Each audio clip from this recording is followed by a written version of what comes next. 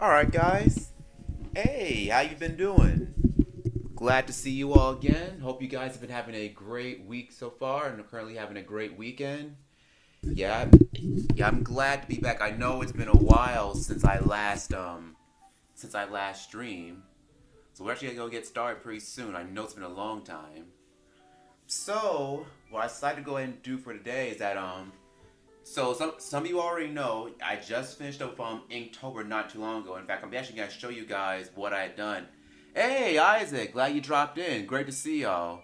And big and one that I told you during the poll is that I had I had a few like prompters left over that I wanted to draw for the occasion. So I had y'all pick which ones y'all wanted. And I see a couple of y'all had picked pirates. So that's what we're actually gonna do for today.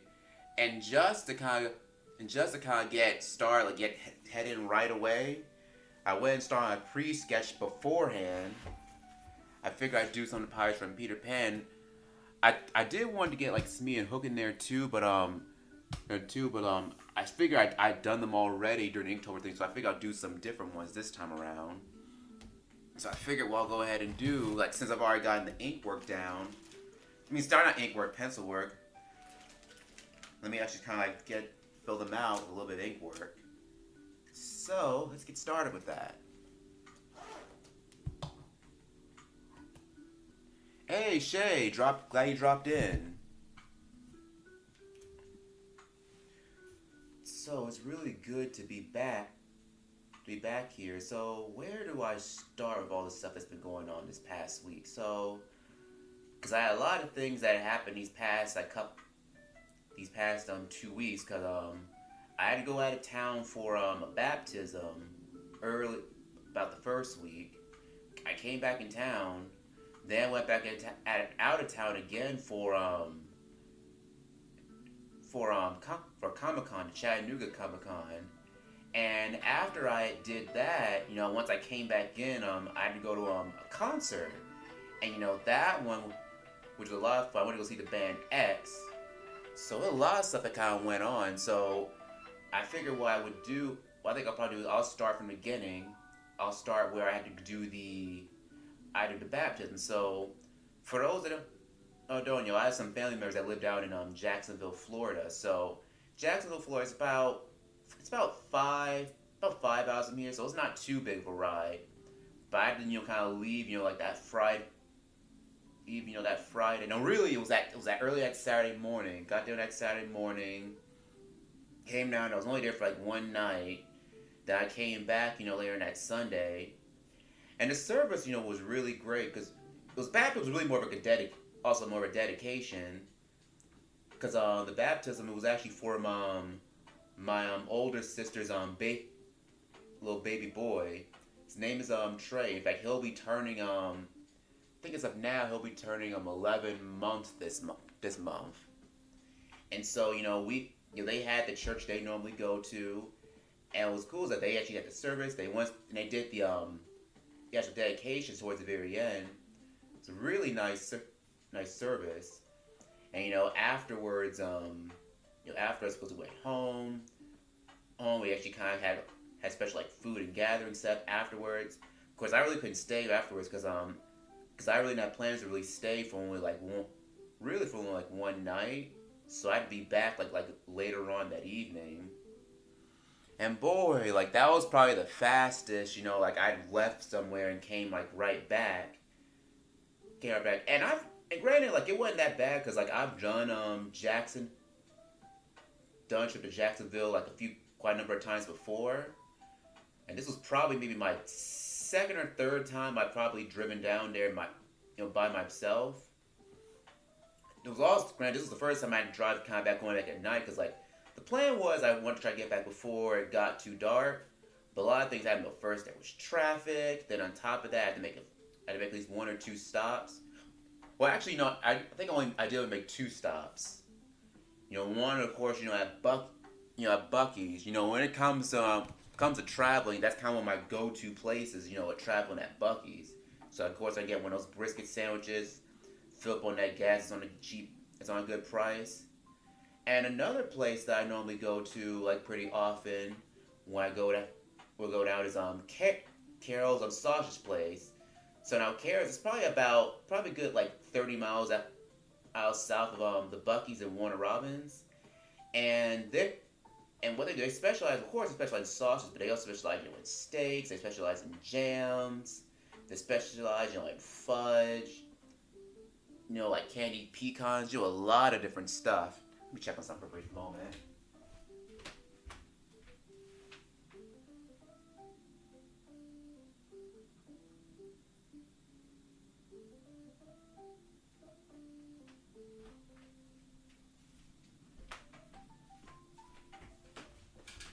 All right, back. And so I always try to make a go to kind of pass through there every time I go by. I think last time, at least before the bad Tuesday, like I meant to go by there, but I ended up missing it entirely because I don't know what was happening. I think maybe because I was in the, I guess maybe I wasn't paying attention to the exit signs. And the weird is, I knew I got close, but I think by the time I realized I had passed, I was already like close to Bucky's. But of course, I went and got like two little ribeye steaks, one prime cut, one choice cut. And yeah, usually it's different what type of like cut you get because like some cuts are more tender than others. And after I had did that, and after I did that, yeah, but after I got to Bucky's, luckily, I was still probably like 100 miles from home, which was the goal because I really didn't want to be too far out of town like before it got dark. So I did manage to achieve that. But like one thing I will say, traveling at night, that's definitely not something I normally like to do.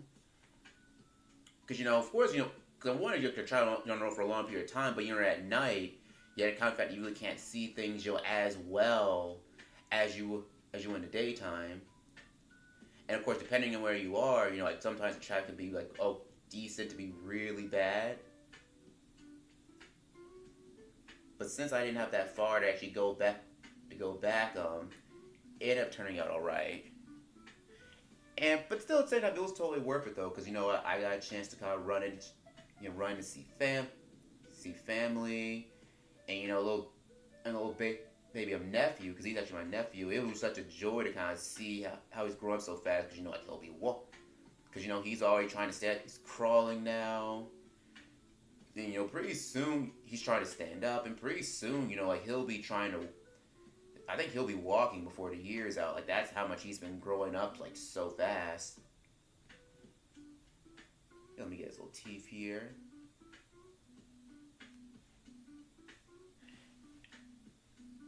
Yeah, let me make sure the camera stationed properly. Okay, good it is.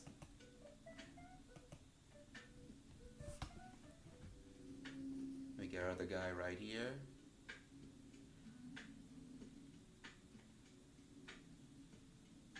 And usually if a trip like that far, like that's not trip like that's not too bad because at least it's its own. Because at least on like 5 hours. I think the longest trip I've done by myself was probably when I did that Punk at the Park event in Orlando, the one I told you guys about like about a month, like last month. Now that one it was only a little bit longer because that one was like 6 hours. Like 6 hours, but even then, that wasn't too bad. Cause at least like that was a place I went to before. It's just been years, since I went there. And so fast forward early this past weekend, I went to the Comic-Con in Chattanooga. Now, how did I find out about it? So back when I did the MomoCon thing back in early this past spring, here in ATL, there was there was a little kiosk, a little stand where these guys were actually advertising Chattanooga Comic Con. And at the time I really didn't think anything of it, but I figured, okay, that's neat. That might be something. That might be something I might want to do because like I've been planning to do kind of another road trip for the longest, and I've been planning on go by Chattanooga anyway. But I figured, maybe it's something I'll keep in mind, like when I decide to go to Chattanooga like, later on, like this fall. And so flash forward, flash forward, recently, like right when I was getting ready, of course, I went and got my tickets because, of course, I get the sets. They had a lot of different guests, a lot of artists, a lot of really, really good voice actors. So when I saw who our folks got on the list, I was like, oh yeah, I definitely want to come. Cause cause as far as voice actor goes, they had a lot of the like old school like ones from the '90s. Rob Paulson was there, Jeff Bennett, Bill Farmer, even a couple others too, which I didn't get a chance to talk to, but I'll elaborate more at later on as I go forward. So for that trip, at that one I left on a Friday. And luckily, Chattanooga, it's not that far at all. I think it's at most it's like 2 hours. Only thing about it is that, like sometimes, like on the highway going up north, there is like a lot of traffic. So it's stuff I did to kind of be mindful of going up there. And that have a different try. And even though there was a lot of traffic, it was a really beautiful ride. It was very scenic. Because, when you start heading towards the, when you start heading towards Tennessee, you're getting kind of the Appalachian Mountains. So you got all these really big hills, these really small mountains. Really scenic route. So I think if you're ever traveling the area, I definitely recommend it. Definitely do it in the daytime though, because I don't know if I can ever do it at night. And Chattanooga, it's pretty much like right along the state line. It's pretty much right on the state line of Tennessee. Because like once you cross the state line, you're pretty much there.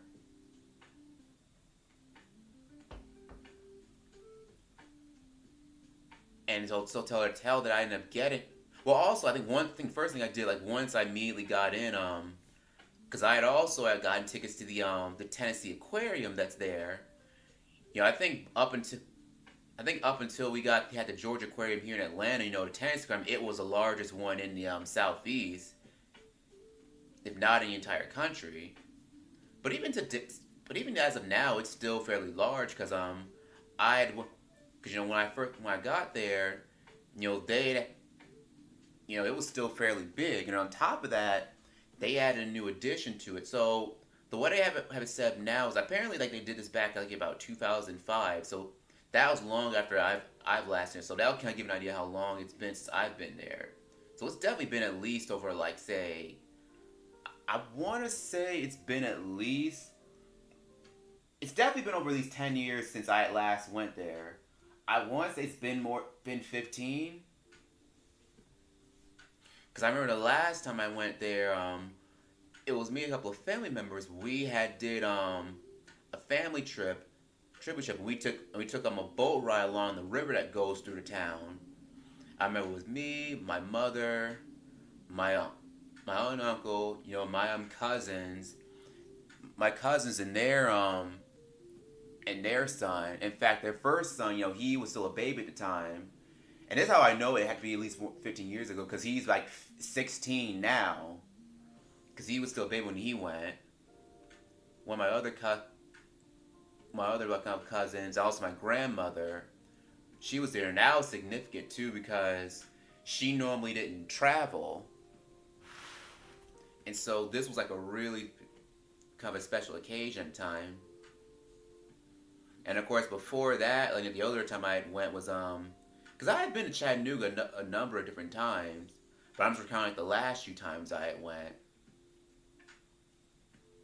And I think the other time I went, it was when we went to Lynchburg, Tennessee. That's when we went to the Jack Daniel cook-off thing. So that's where they had the distillery for Jack Daniel's whiskey, but also they had a cookout where people were actually kind of like cooking barbecue. Yeah, that was a lot of fun. And think that Lynchburg, that's about a couple of minutes like outside of Chattanooga. So if you're going there, like you'll end up passing through the city so you can actually get to it.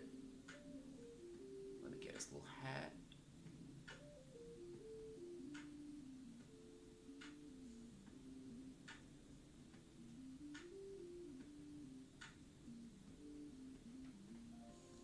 He's kind of hunched over.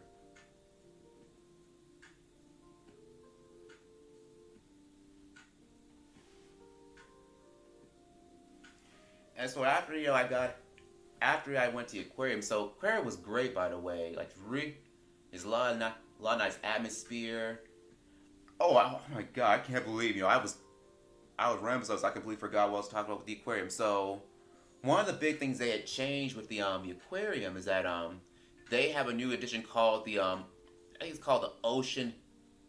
I think it's called the Ocean exhibit because they have two things. They have the river exhibit and have the ocean exhibit. Now the river exhibit, which is the original building, that has all the like sea the river animals and land animals. So it has things like regular like catfish, the turtles, alligators, things you would find in a river like here within the Tennessee or here in Georgia area.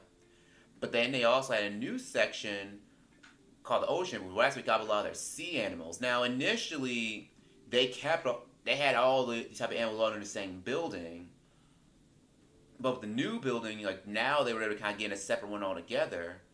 But they had some new stuff too, because like they had like a little turtle nursery that was new. So that's what kept a lot of endangered like turtle species.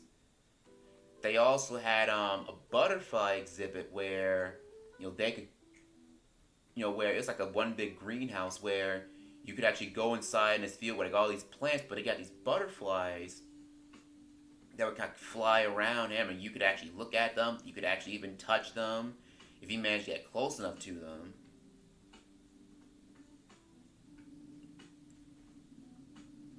But I was just pleasantly surprised, how much new.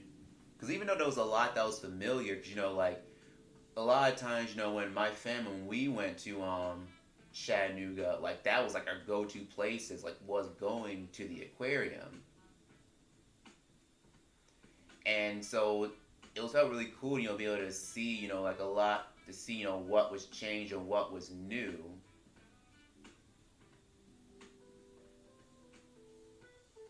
So I will definitely go back. And this might be a hot take. I think compared to the Georgia aquarium, I think I still like the Tennessee one a little bit more. Because even though while it's technically not as big as the Georgia aquarium here, I think it has a. I like the fact that it has a more calmer atmosphere. It's not as busy, and you really feel like you're more immersed into the sea life at this one rather than compared to the other one.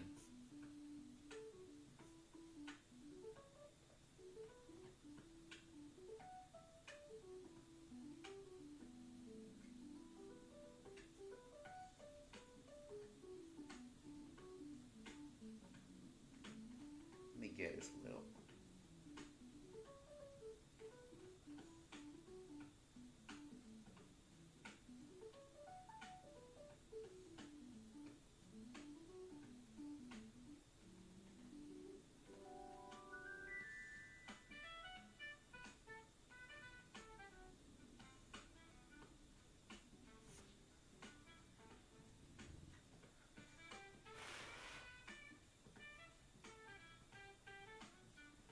Yeah, as you can see, guys, I'm basically just kind of using like this small pen, but I want to kind of like get everything down before I start going with the bigger stuff.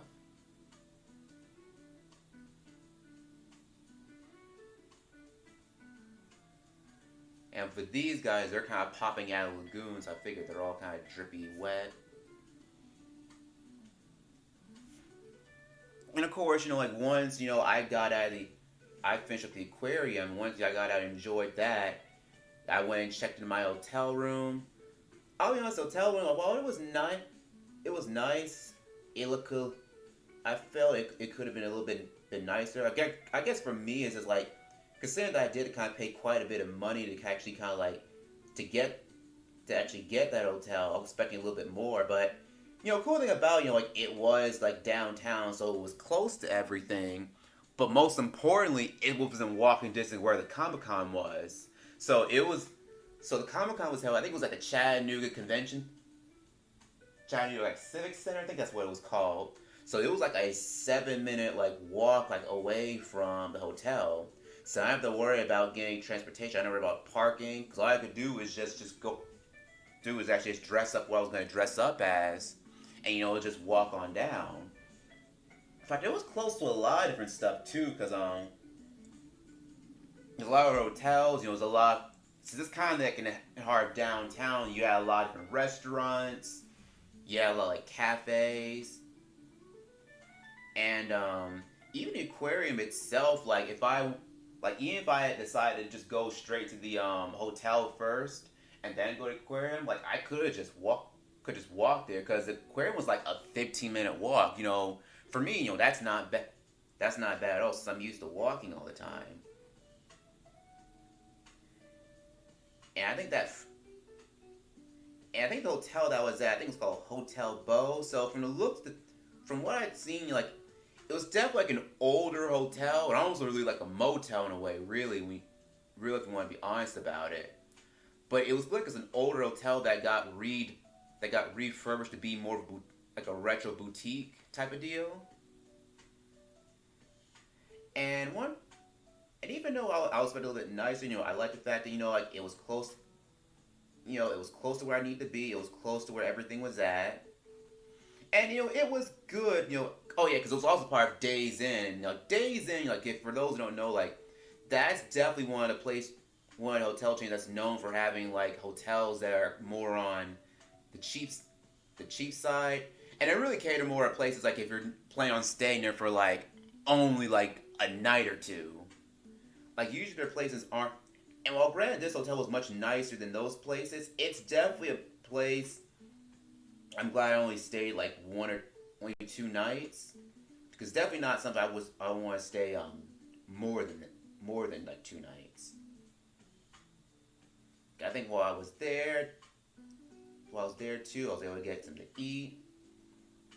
All right, so flash forward to the actual convention itself. So of course, once I got to the convention, there was already a line. I think I got there like right when it got started. I think it got started like around like I think 10:30, 11. I think it was around 11 when I got started because I know because when I got there, they already had a long line of folks like just waiting to get in.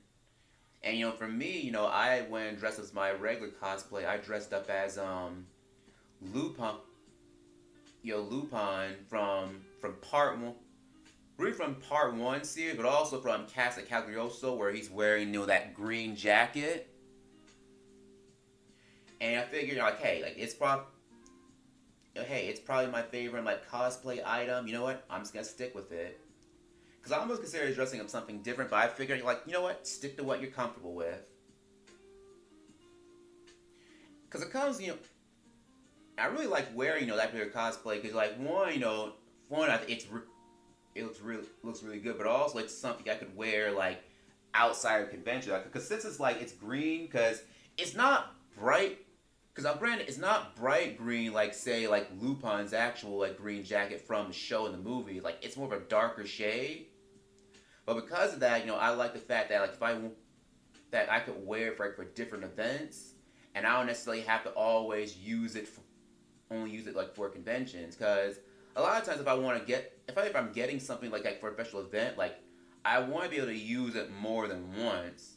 I don't necessarily want to try get something that I figure I can only wear once, and then you'll never use it again, or very least until the next convention comes.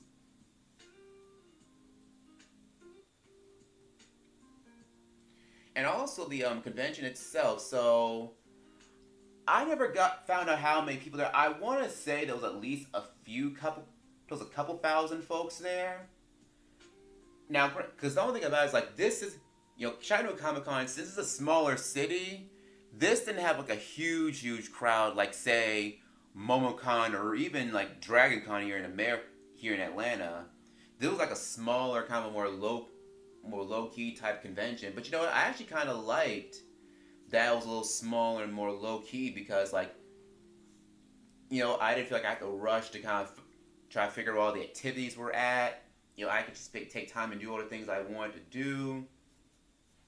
And also, I feel like it gave me more of an opportunity to really kind of like sit down, and really kind of talk with some of the folks that I ran into. So to kind of detour from this for a brief moment. Let me show you some of the stuff, stuff that landed, while I was there. I know this is kind of a different change of pace, because I know it's a work of drawing. So, for starters, this is what the hotel looked like. So you can see, like this was kind of a retro motel, like a retro like old school motel that was kind of refurbished with new. So it was very clean. It was just wasn't what I was expecting. So that was that. And of course, my thing, for the aquarium. Yeah, I ended up getting there like right at the time. I think right at the time I was supposed to get in. I was supposed to be there at 2. I ended up getting like right at 1:54. And of course my ticket, for the Comic Con. So the main room is where they had a lot of their the artists, they had a lot of the vendors. That's where they had a lot of people were selling comics, people selling artwork. But the room I wanted to go to, I head straight to, was their Walk of Fame, which is where they had the voice actors. So, of course, the very first one that I knew that I really wanted to go, who wasn't gonna be there, was Rob Paulson. So for some of you out there who don't really know who Rob Paulson is, like he did a lot of characters back in the 90s. He did Yakko from Animaniacs, like The Mask. He did Carl Reese from Jimmy Neutron. He was an OG voice actor for Raphael from Teenage Mutant Ninja Turtles. And so I went and got in line for where he was in. It wasn't a long, long line, but it was definitely quite a few folks there.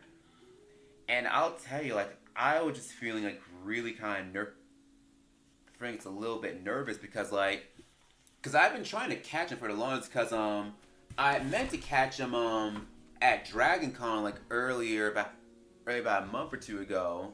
But the thing about when it happens, like, I think the problem is, one, because I went on the last day they had it, because it was Dragon Con, that was like a 5-day event. And on that particular Comic-Con, it was actually him and three the other Ninja Turtle voices. So Cam Clark was going to be there, Devin Townsend. In fact, he was actually at Chattanooga Comic-Con too as well, but I didn't get a chance to see him. Well, I did see him, but I didn't get a chance to get his autograph. But him and also, I think it was Greg Burson. So all 4 of the original Teenage Turtles were there. Now, of course, when I went on that Monday, which was the last day, everything at that point, they had pretty much already finished up. And a lot of the voices that were there, that were scheduled to be there, they weren't there on that last day. So I was a little bit disappointed. Okay, I'll be honest, I was very disappointed I wasn't going to see him that day. So I was really excited and nervous to see Paulson here at Comic-Con. So when I finally got to him, so this is the picture, I actually had him signed. So this is the picture I did back, I want to say I did this back in 2021. So I did this a couple of years ago. And I posted online on Instagram around the time for Rob Paulson's birthday. And what was so cool was that when Rob Paulson, who he has an Instagram account, he saw that and he liked it. And it's not about that starstruck, but just knowing that he saw it and liked it, that just such a wonderful feeling. Because for a while deciding what pictures do I want to take for having to sign. Because at first I thought about bringing the Dawn of the Warner animated piece that I had Tom Ruger sign at MomoCon, a few months back. But I figured since I know that Paulson had seen this and that he liked it, I figured let me bring this for him to see it. So, I shook his hand. I told him I was wanting to meet him. I told him my name was, and he said, "You're Mr. October." That was a reference to the baseball player, Reggie Jackson. For those who don't know, Mr. October. and things were happening too. He was a really sweet dude, very friendly, very approachable, and he absolutely loved it.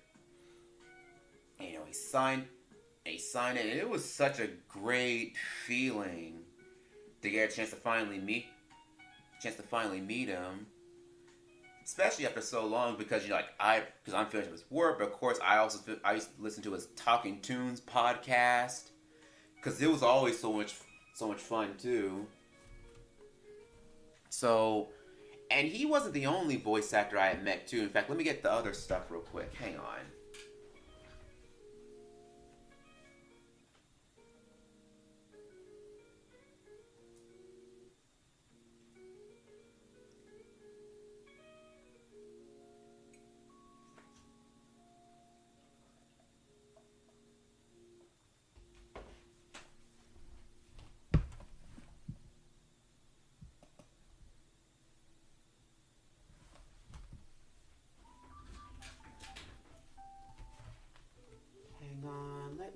have one other item here. Hang on for just one moment.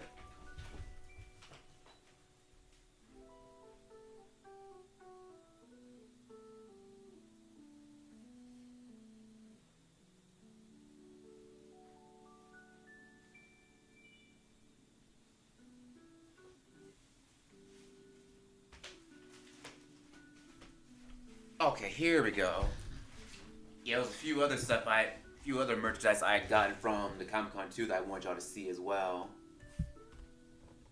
So I did get about a couple of other autographs too. So I had gotten one from Bill Farmer. For those who know, he was Goofy. He's been Goofy for about like 30, almost 40 years now. And so I got one of the prints they had from the original Goofy movie. And that was really cool too because I told, cause he was really funny too. He even did the voice for a little bit.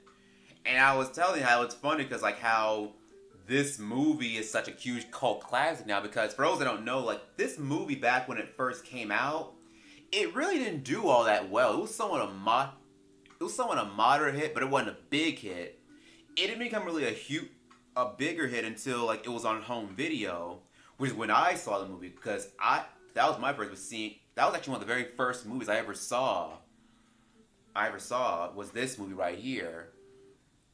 And he was telling me that apparently there's a documentary that's in the makes for the 30th anniversary of this movie about the makings of it, because this was actually pretty different from what Disney was doing at that time, because for those who know about Disney, this was during the Renaissance period, but you have these big blockbuster hits like Little Mermaid, The Beauty and the Beast, Aladdin, Lion King.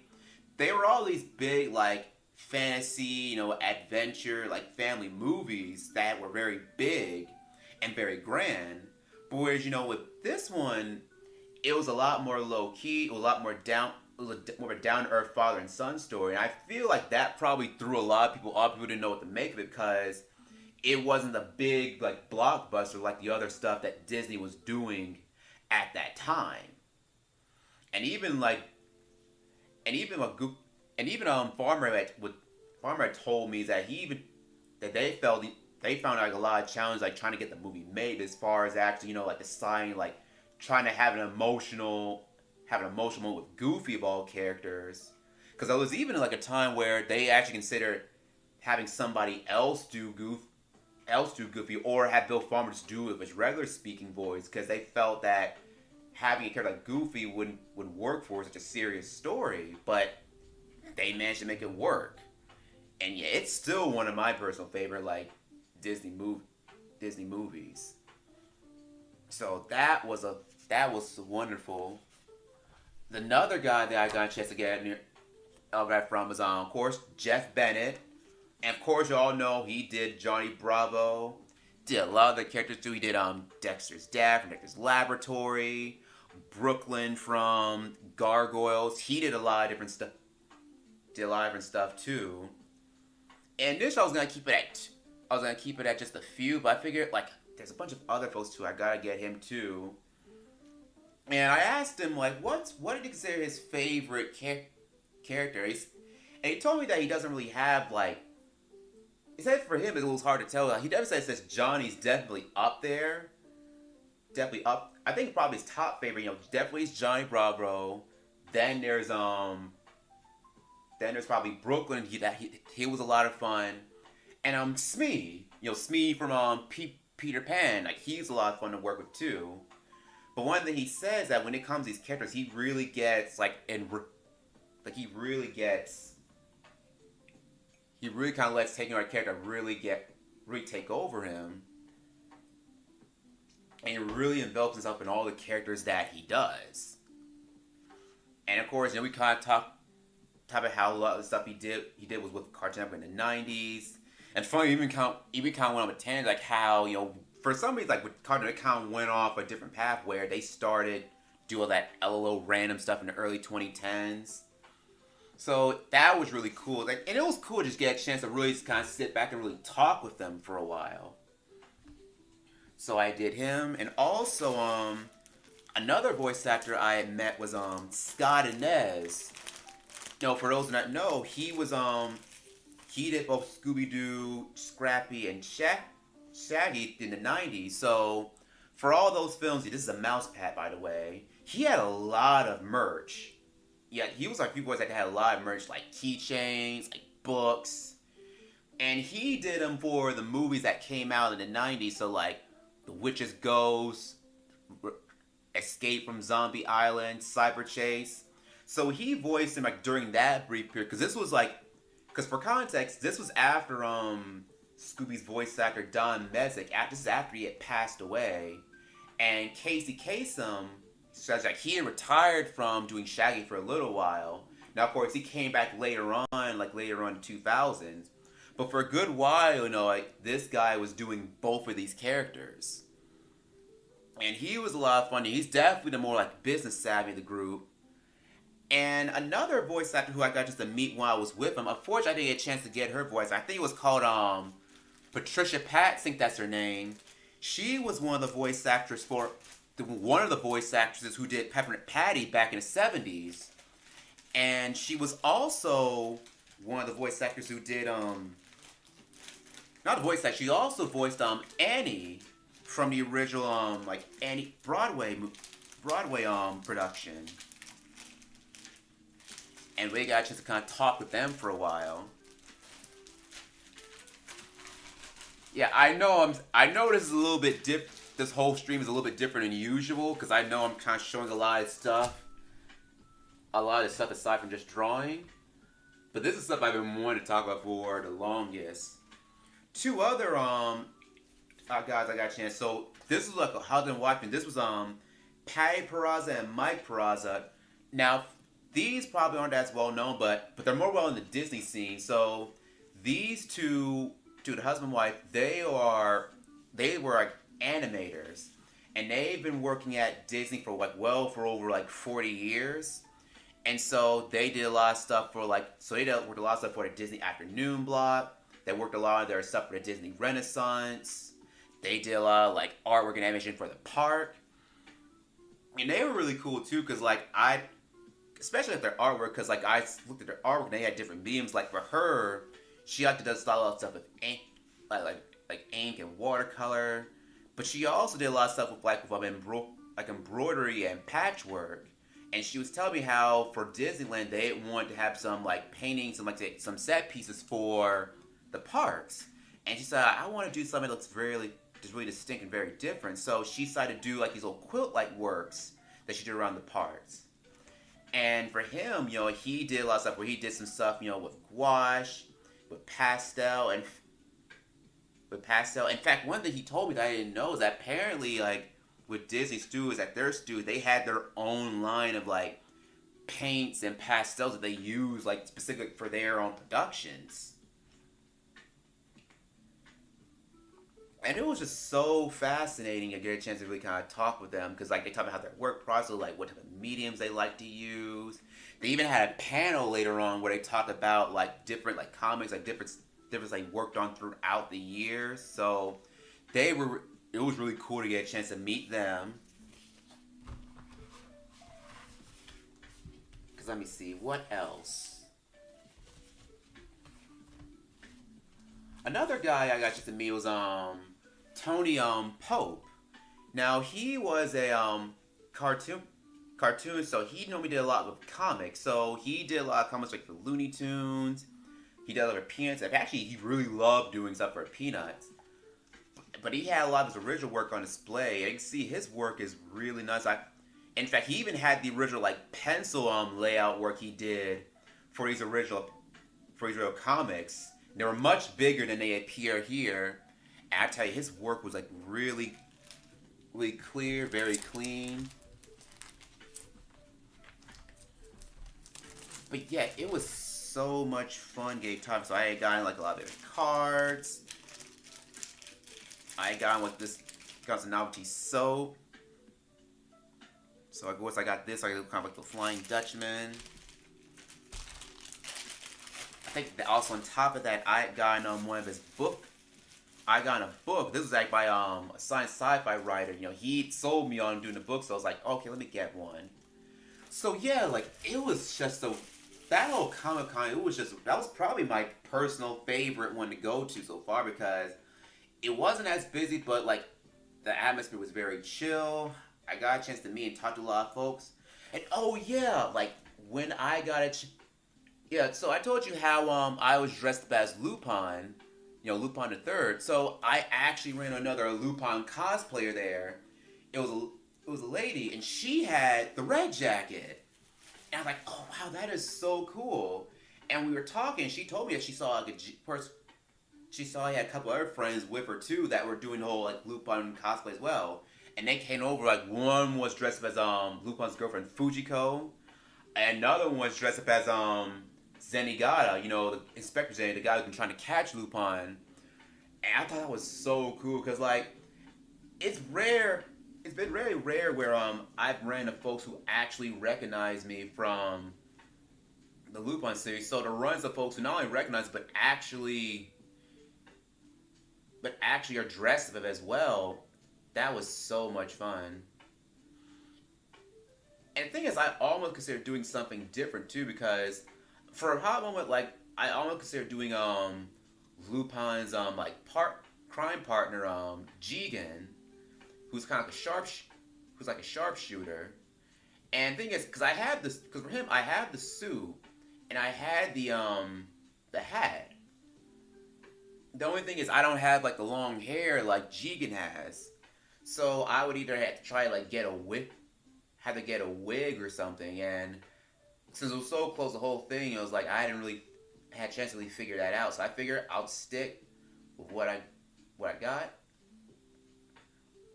And I'm glad I did. So let me get his pants legs here. Let me put my other stuff away. I'll be right back.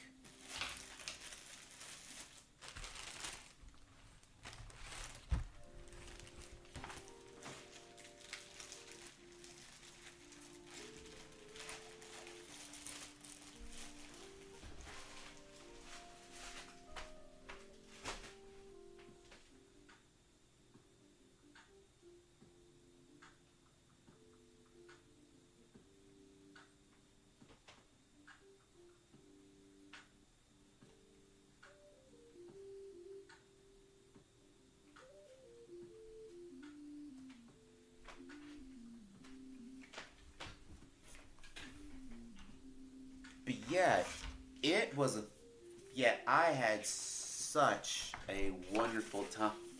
A wonderful time.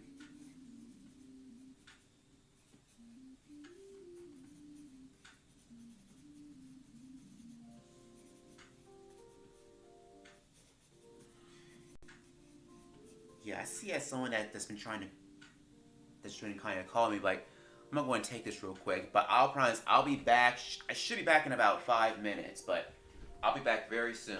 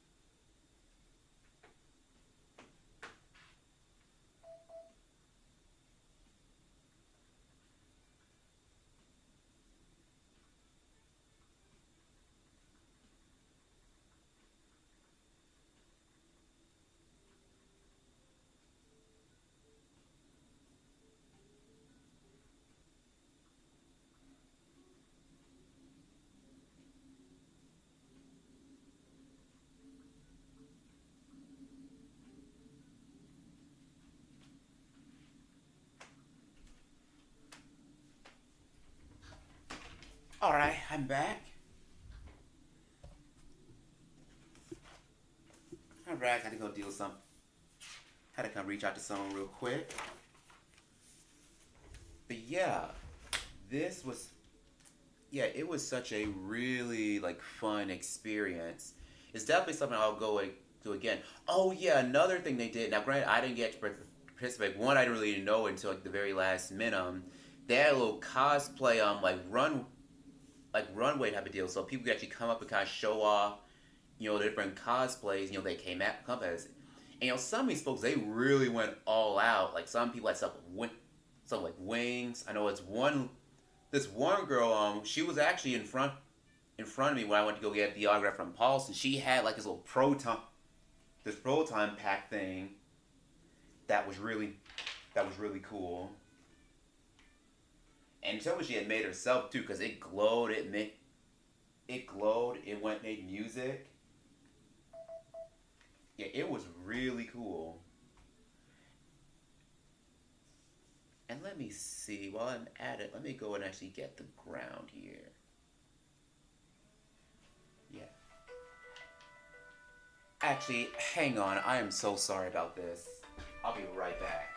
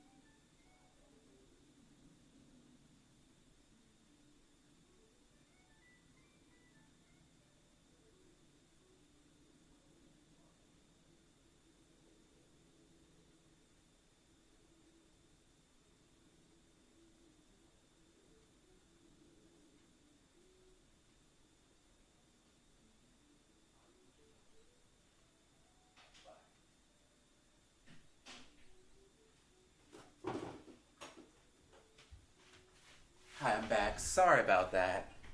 I normally try to avoid like doing calls like during my streams. That was kind of an important one too. I had to go and get taken care of. So I apologize for the interruption.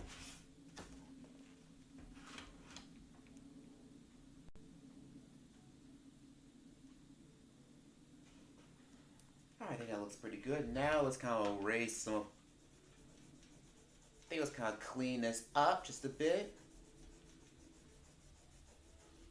After I went, I went to Comic Con. I actually went out for dinner. I ate this steakhouse they had over there. It was a Brazilian steakhouse, and it was one of those deals. Because it's kind of like one we have here, we have here in Georgia. I forgot the name of it right now. Fogo de Chao. That's what it was called.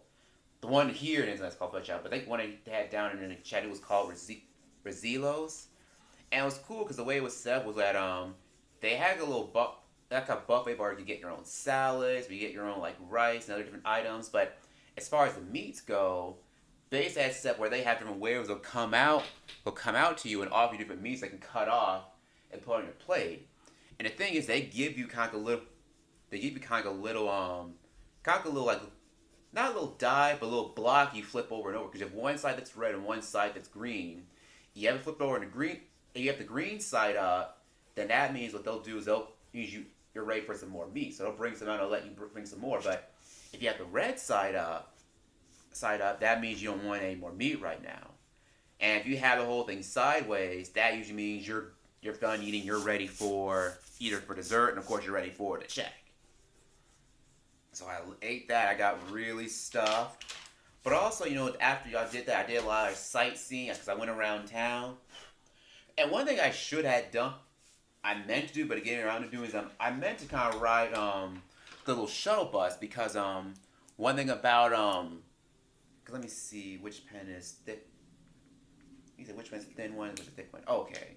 Because one thing about Chattanooga is that they have like these little shuttle buses that kind of go throughout downtown, and there was one that even went by my hotel, and I could have very well took that, if I wanted to go see around downtown, but that was already a lot in my area, so I ended up kind of not really doing it, because I got a chance to see the other different restaurants.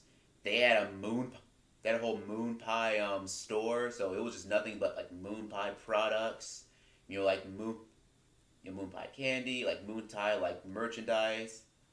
That and RC Cola. And funny enough, when I first checked my hotel, like one of the first things they had was R 2 cans of RC Cola and two moon pies. They even had which I thought was really neat, a pinball museum. So apparently, at that particular place, it's the place where we got the largest pinball machine called Hercules, by the way, like in the middle of the room, and I saw it. It's pretty huge, and you can actually play it too, because yeah, they all still work.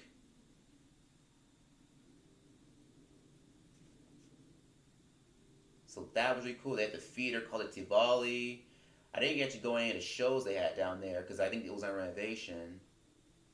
So yeah, I was there for probably maybe like 2 nights. Cause I left left that Friday, spent the Friday night there. Because the convention was on Saturday. Well, actually, the convention it was on 2 days. Because they had it on like Saturday and Sunday, but I only got a ticket for like that Saturday. Because I knew I was only gonna be staying I was only be staying just for the first day. And they had a lot of different tickets too, because they had a lot of tickets if you want to do just come in for the day. You have the little VIP ones. Then you ones you get for both days. But of course, I think when I decided to get mine, they had they were pretty much sold out of the ones. So I thought, okay, let me get the ones at least there are somewhat available, so I can actually get mine and actually get a chance to get in on the day I want to get in. And so it was a what else I was going to mention? And of course, I think it took a little like quicker from getting back for me because I know for Friday, what am I about to say? Because I know there wasn't as much traffic when I was coming back, but of course, like once I got close, towards Atlanta, that's when it started like building back up. And that's the thing about Atlanta. Like a lot of times, traffic. Some some leads, in my opinion, some like highway states are worse than others. Like if you're going down 285, like that ass traffic, at least it's manageable. But then you have ones like 75, which is what I was on. Those get a lot more congested because it's not like it's slow traffic, even though it does happen. It's that fast congested traffic because this is one traffic where it's got like 5 lane, where it opens up to 5 lanes if you get close to town, and it's always filled with folks trying to get on or off the lanes they want to go to.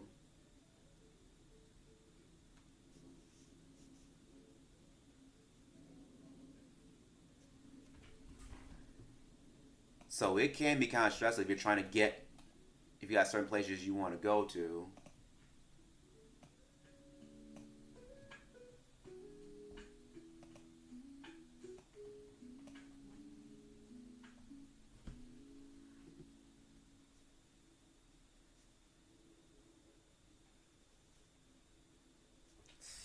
So let me see. Let me check on something for a moment. Let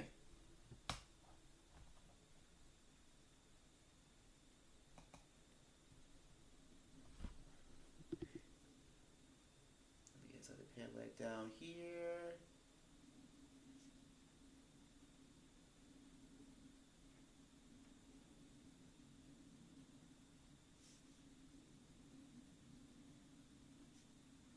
And what else I was going to mention? I think by the time I got back probably, like in the middle of the afternoon. So not this, so I didn't have to worry about like actually the possibility of getting back like late at night, because I left pretty early. because I like leaving pretty early. Because I did that, of course, I went ahead and got home. I went and like unpacked a lot of my stuff and rested for a little bit because on top of like getting back from my trip, I had a whole other thing planned. Like for that day is that I was heading out to a concert. So the concert I went to go see was this punk band called X. Now for those of you who have been familiar with the LA punk scene, there's a lot of like bands that are well known with that scene. So you have bands like the Circle Jerks, you have bands like Black Flag, you have the Germs, you have TSOL. TSOL, well, I don't know if they're part of the LA scene, but they associated with it. But another one which I don't feel gets talked about as much video too is X. Now while they're punk, they also have a mixture of a lot of different stuff because they have a mixture of like rockabilly and country, and they've always had that in their sound. But like I think like it was in like later on as they start to find their sound more, they started really leaning in to that whole sound. And this was my second time seeing because I saw it for the first time like years ago, but I really want to see them again this year because this particular year is actually going to be their last year of touring because they've been together for almost like 40 for over 40 years, and in fact it's all original members too. Yeah, yeah, pretty much all the guys in the group, they're all original members. I think for a brief moment the guitarist had left. He went his own thing, but he came back like not long afterwards, and they still sounded like really good. In fact, I'd say they sounded better this time around than they did last time when I saw them. And it was such a great show. Like, wasn't really any mosh pits or anything like that. Which I think with that particular one, like they got with that particular the crowd, they had a lot more older folks there, and they had a country act as opening act. So you probably had a lot more of the country crowd there rather than the punk crowd, even though there were quite a bit of like punks there. So after so that was a wonderful show. It's probably one of my personal favorite shows I've probably gone to this year so far. Because there's actually a few others I have lined up that I'm planning on doing like later on like this month. Because I know there's another one planning to do with Streetlight Manifesto. That's like a ska punk band. I've seen them once like years ago. In fact, I didn't know they were still touring, so I'm planning on actually trying to see them again like later on this month. Especially like since this is like around the holiday times, like it's during that period where you'll probably see a lot of different acts playing and doing their own special events and doing their own special tours. Like I know one I used to kind of do. I don't think he does it anymore. I used to go to this one thing called Brian Setter's Christmas Extravaganza. That was a deal where he would tour with orchestra. Kind of his big band, and I've seen about 2 times, and he always put on like a great show. Because I know like Brian Setzer, he's that guy that used to be in this group called Stray Cats, where they were like a rockabilly group. And so, he had sort of like Stray Cat Strut. Stray Cat Strut, She's Sexy 17. Yeah, it's a really old song, by the way. That was done when he was really young. Rock This Town. Yeah, but he puts on a great show. I hear he wasn't really doing more, because apparently he's got tinnitus now.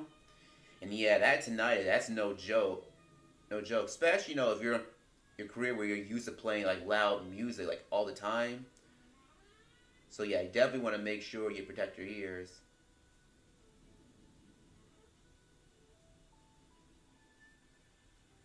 I don't know if I'll have time to color this in. I hope I do. Because I do have a lot more stuff. I do have planned to show later on. But also, I have more stuff I gotta do after the stream ends as well.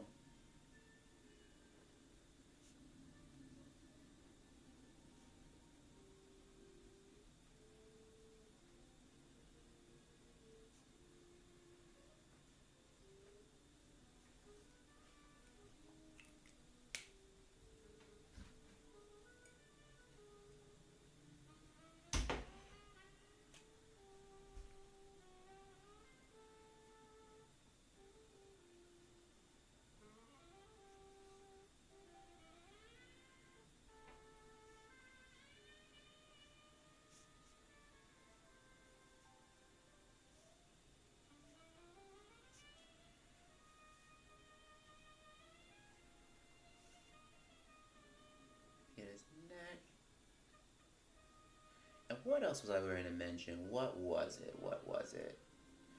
And then of course, on top of that, like between doing all these different events and doing all these different like special things I had to go on, I still have to do stuff with Inktober. And I don't know why, like for some reason, like I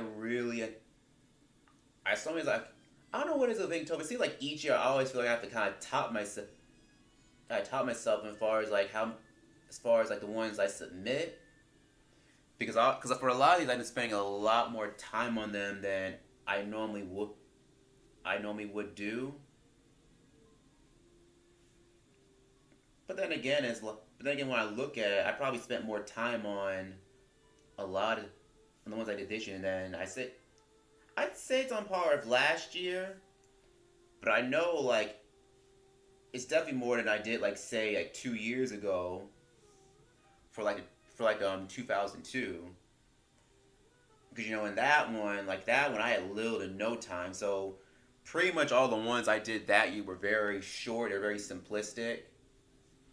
But then it helped. I was going through a lot of different things at the time because of course I was in the process of moving out. I had to get a new car. There was a lot of things that was going on like, at the time when that was happening. But whereas now like I pretty much and I still had a lot of stuff going on too. I had a little more time to kind of settle down and do things when I need to. Now, what's funny, there was quite a number of times where I did unfortunately have to kind of make a few submissions late. So there were some instances where I pretty much ended up like submitting like at midnight. But I figured what, it's better late than never. I might as well just kind of just deal with it.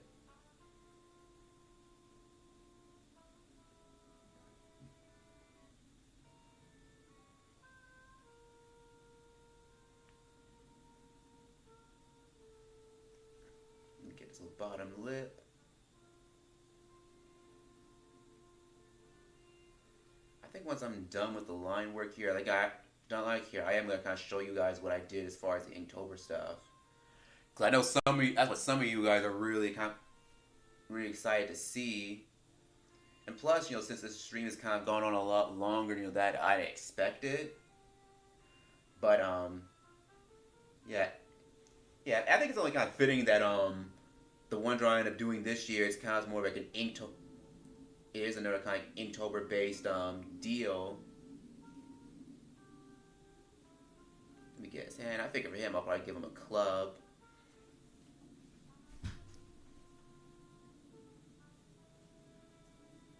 I do have another pen on me on hand that I can use to kind of get some thicker outlines going.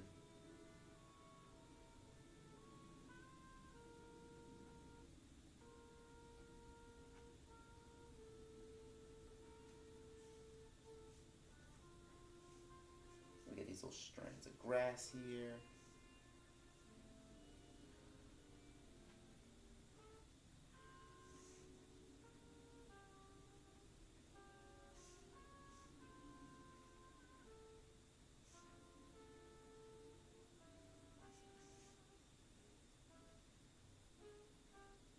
Oh, hold on, what am I doing?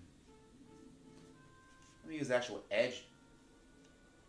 Let me use actual edge to use.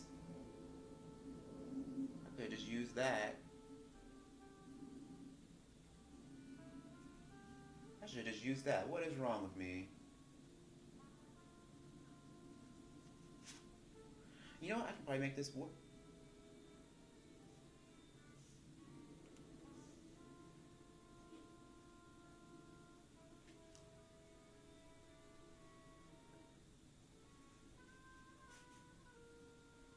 Figure I'll add a little variety with him. I'll give him an actual club.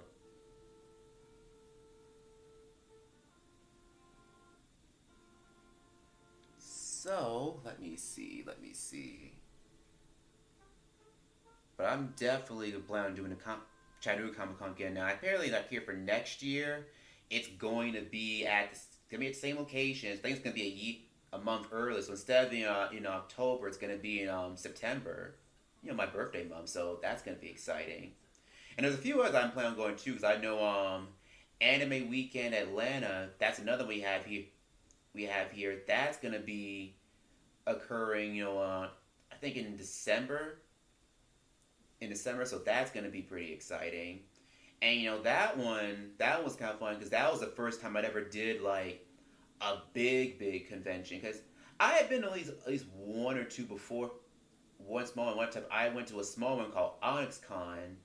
That was held at a library. So that one it featured a lot more like a lot more like local here artists here. But whereas like Anime Con, that was a much larger deal.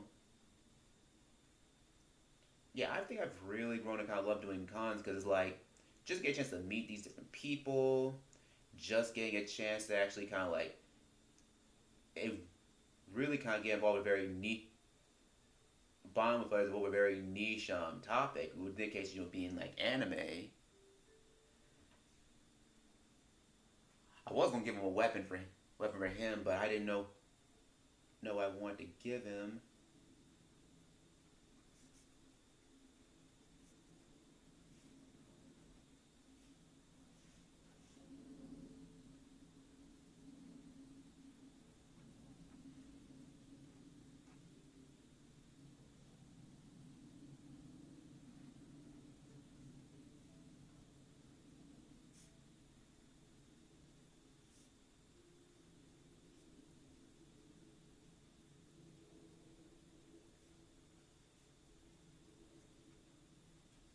Let me just kind of add a little bit to these trees.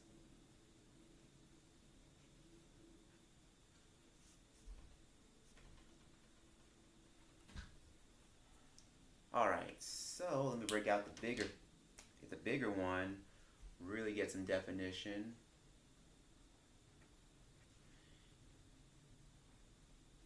And also, when it came to Inktober, is that Inktober, I think, and then as usual, I end up not really doing a lot of any of the prompts because most of you guys know that I rarely, if ever, kind of like follow any official prompts for any when I do these drawing sets. I kind of like to make it my own. Sometimes I will. Like I know this year I did it, but I know like last year when I did it, I think there were maybe one or two times I did follow one of the official like Inktober prompts, and even then, I think one of them for them I didn't even do it on the day they actually had it.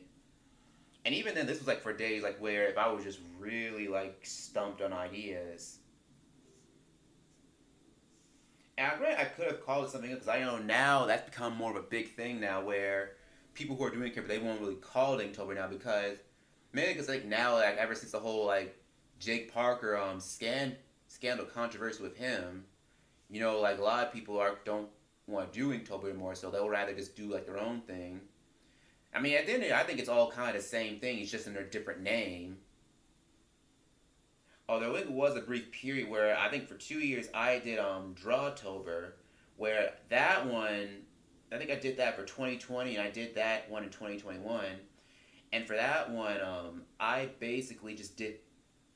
It was kind of similar to Inktober, but this time I used a lot of different mediums. That was the time where I used like colored pencil stuff I normally would use. I normally wouldn't use like my Inktober stuff.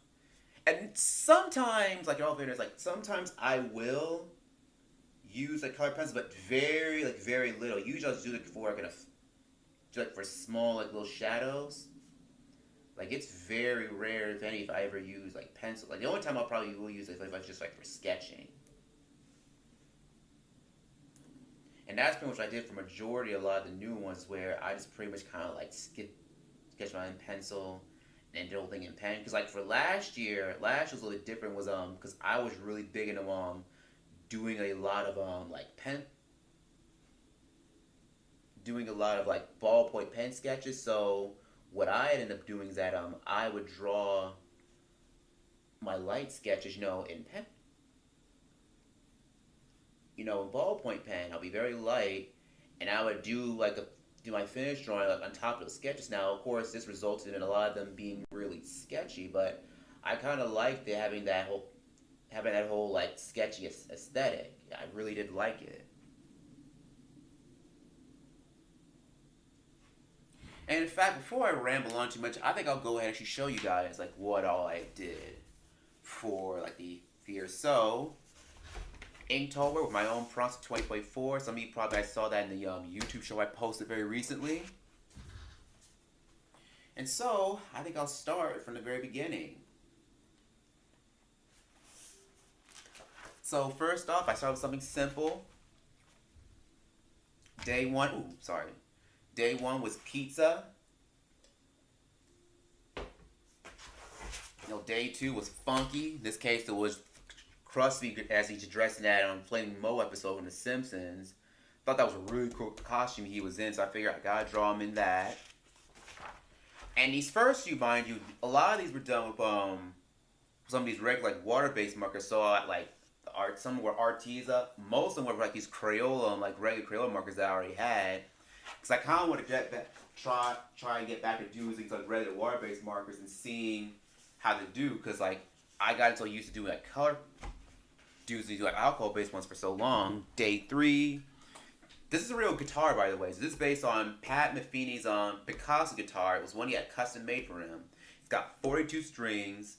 It looks ugly as hell. It's a weird instrument, but man, he really can play that instrument. He really can.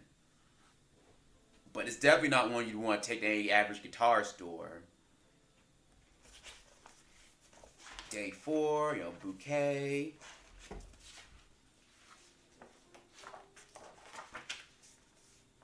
Day five, woodwind. So I got three like popular woodwinds up here. So I could have got Bleeding Gums Murphy, Lisa Simpson, and I got Squidward, and also Andre 3000.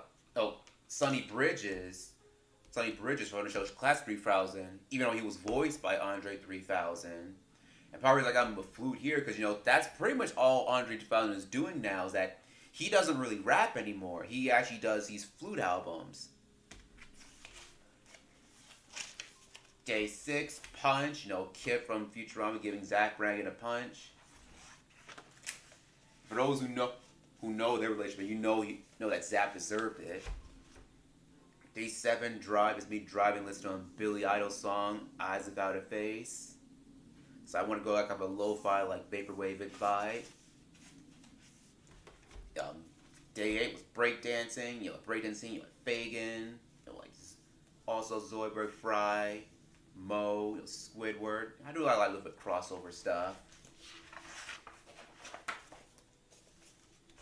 Day 9, Rain. And a lot of the ones I did, like some they started as very simple, but they got more involved as they went along. Like this one, I wasn't even planning on having shading this one, but I thought it wasn't popping, so I figured let me add some more to this. Day 10, Flamingo, the unofficial bird of Florida. I think it's a thrasher. I think it's a different bird. That's the Florida state bird. But I hear they're trying to make the Florida bird the actual state bird. Flammable, like Homer and Barney getting their chaotic evil side by drinking a very flammable drink. Day 12, Burger. And yes, I'm aware some of these I've shown you guys already. Day 13, Grumpy Stan, Running. And this is when I start getting back into using the alcohol-based markers. And at this point, I was kind of going back and forth. Day 4, Hair. In some cases here, I had used some of the little gel pens I had for highlights.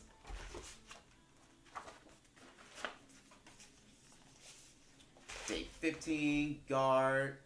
This is Ralph the Ark. For those who know about Animaniacs, the character there, Ralph the Guard, he actually used to be a one-off character who appeared on Tiny Toons, and a few times he appeared there, he would always get up hand on Plucky, and I kind of wish they kept that aspect in Animaniacs because in Tiny Toons he was a little bit smarter and he had these bouts of intelligence.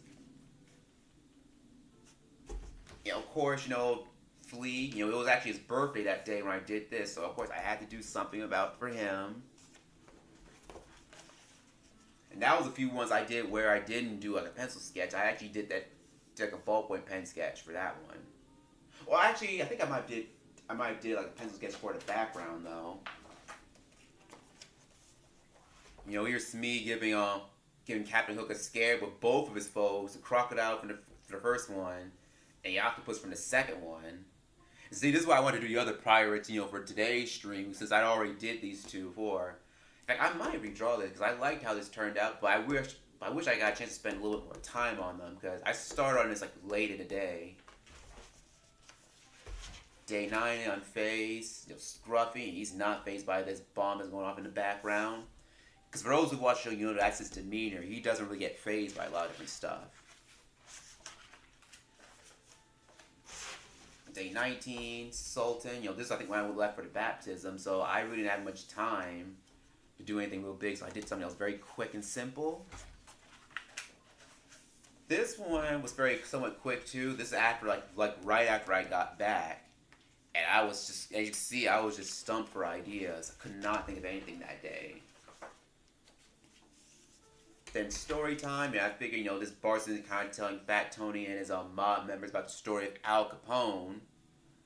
Al Capone, those who know about Al Capone know that things got pretty somewhat chaotic, in the last few years of his life.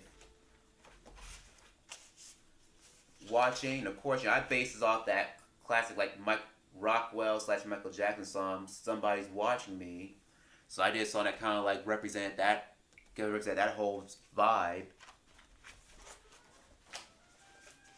Day 3, multitasking. Now this is probably my favorite one I've done. One of my favorites I've done so far. This is loosely based on a real band I've been listening to called the Modern Jazz Quartet, and they were a jazz quartet, but their original album was there for 30 years. But the thing is, they handled a lot of their own other duties alongside performing, because one guy was the band composer, one guy was actually in charge of their attire, one guy was their PR guy, one guy was their accountant. They were really a well-oiled machine. And this is me kind of exaggerate drawing of myself when I'm as far as packing. Because one thing about me is not only pack my clothes, I was also packing what different art materials I want to use, and which ones I want to bring with me. The jellyfish, these are one of the ones this is based on ones I actually saw at the actual aquarium, so that was really neat.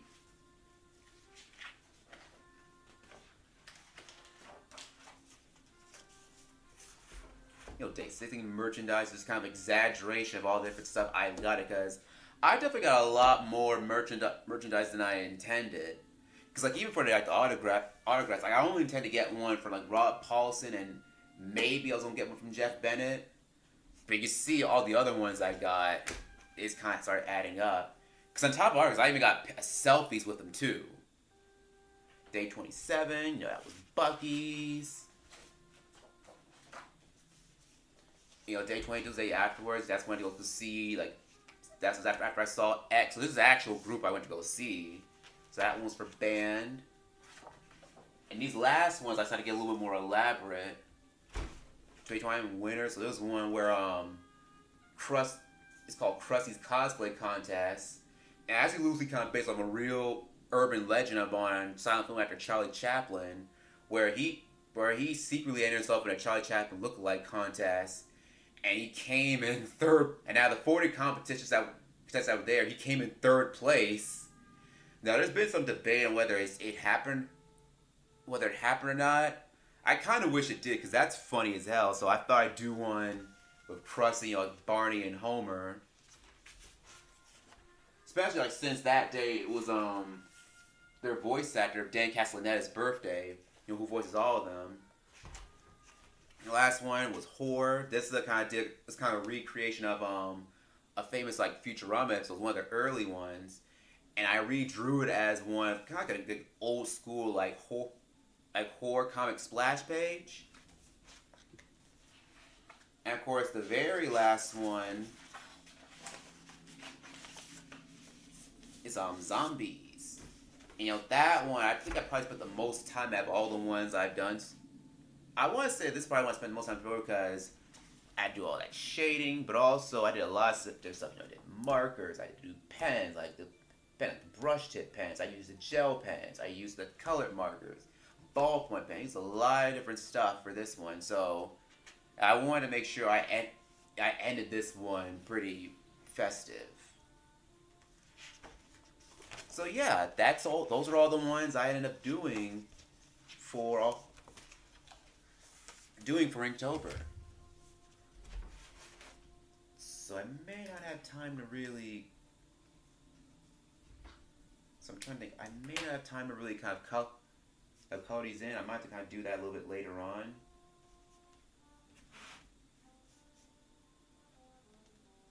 So I think what I will do is that I'm just gonna actually just kind of focus on get just kind of getting the line work just kind of squared away.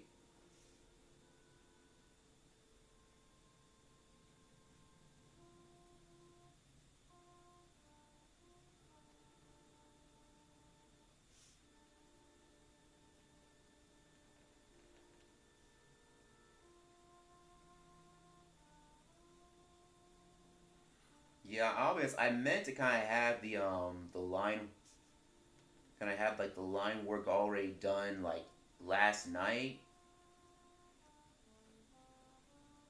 Because since I knew I was gonna be doing parties, I want to try to get as much as I could done as far as actually the parties done last night. So that way, I get right now coloring today. Because I know with ink work, like that's something normally when it comes to like sketching and ink work, I normally tend to be tend to be pretty quiet during this portion because like that's usually a period where I'm usually at my most focused.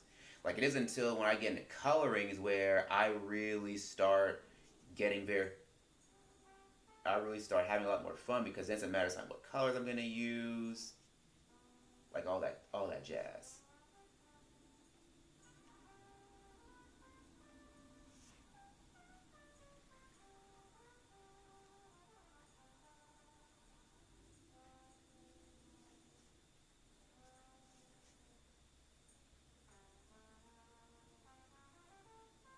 As little you guys already know, I tend to like to like add a little line variation to the things that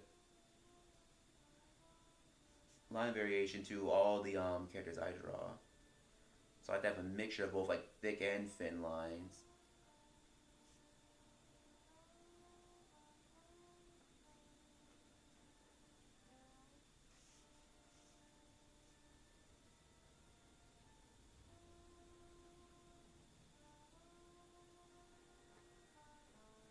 Get it around here. Maybe can I get the inside of his sleeve?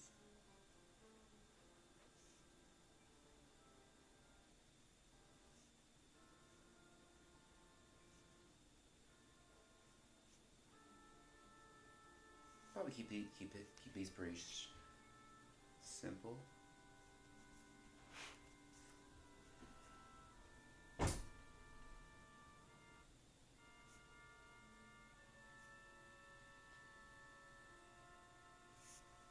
And fun fact, I think for these parts in Peter Pan, even though they never really say who their names are, they do have names. I think the only who actually is referred only gets referred by name is this guy, Starkey. In the first one, he's actually referred by Starkey when Captain throws him over. But I think the others have names too. I think the one in mustache that's Turk. I think that one's Billy Jukes, which is actually one of the pirates from the original story. Whip Wibbles, and I forget. I don't know what they gave for some of these others. These others, I have no idea what they gave for the others. And to my knowledge, I think these are named because these are names I saw pop up when I looked at production artwork for Return to Neverland. Because I think what they did is that I guess so I could easily kind of like tell them apart, but also so production would be easier. They decided to give them actual names for the production on in the second one. And so that would keep on track because I know the first one, if you look at it closely, like for the pirates, like they have a lot of pirates, but there's a lot of times where you'll see somebody will be, you'll probably see two versions of like the same pirate, but they just have a different color scheme. Like for example, for this pirate right here, Starkey, like there's one, like he had like in the movie kind of like a pink shirt, but there's like other scenes where out of nowhere in another scene he'll like a yellow shirt like in one of the crowd scenes.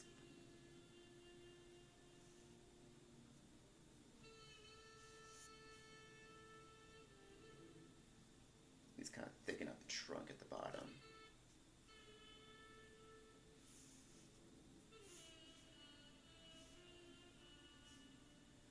And maybe it's a little I figured maybe it's gonna be a little bit mossy.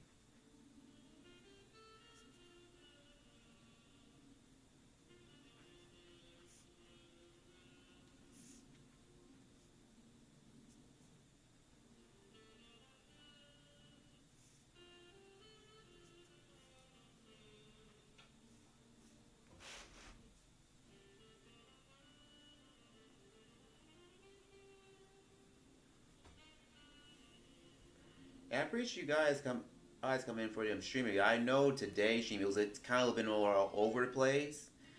Since I'm kind of talking about since I'm doing some kind of drawing and kind of talking about a convention, talking about a concert, talking about a trip for a baptism.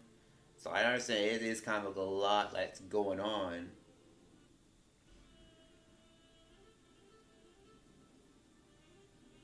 But I wanted to make sure. Yeah, but I just had a lot that had going on. I just kind of wanted to have spend time to really get a chance to kind of sit back, just kind of reminisce for a little bit. Especially now that everything's been everything's been kind of been said and done. Now everything's over. Now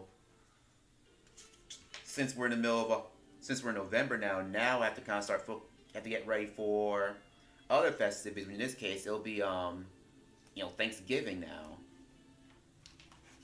Because I think for Thanksgiving, I know I'll have I think I have a few relatives that are gonna be coming in town. I know my sister, she's gonna be coming in town.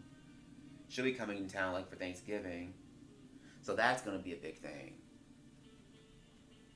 I think well, I think I'm gonna color in.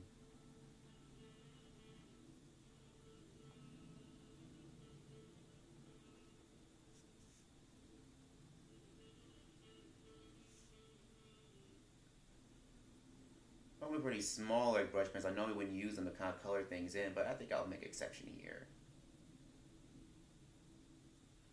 Especially like especially since I don't think I am gonna have time to really kind of color these things in today. Or at very least, I probably want time to kind of color the rest during the stream. That's for certain.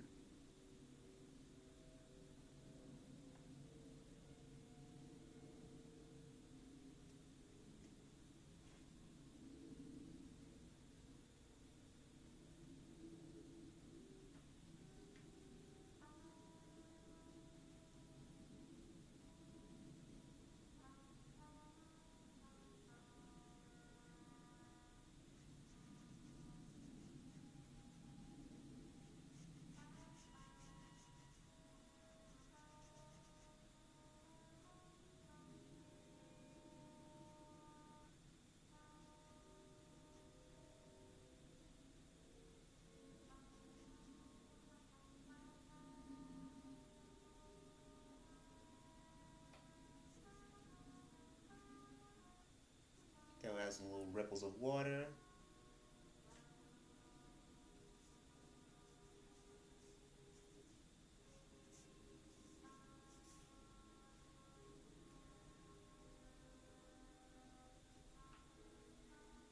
We'll add some little lily pads in the middle. Just to kind of make this whole area seem like. Because I think I want to make it be like they're a kind of a lagoon type of deal.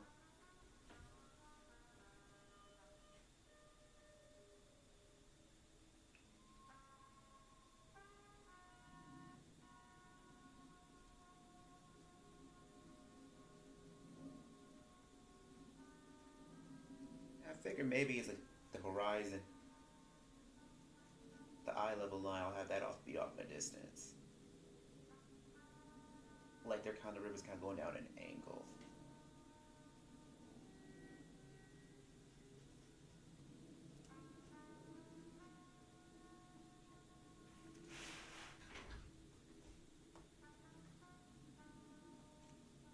All right, I believe that's probably gonna be it for today. Let me think. I'll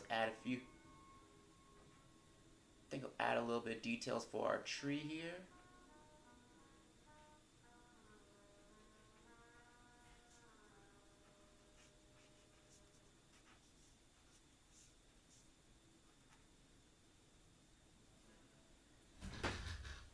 know what? I believe we are done now.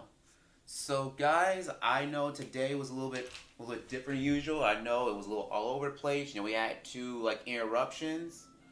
But I hope you guys enjoyed today's stream. I'll let you know like what I end up doing with this pick. I might cut this later on the day. I might decide to do another stream tomorrow and finish it up there. Whatever I decide to do to stream wise, I'll let you know. But until then, I hope you guys have a great weekend, have a great day. I'll see you next time.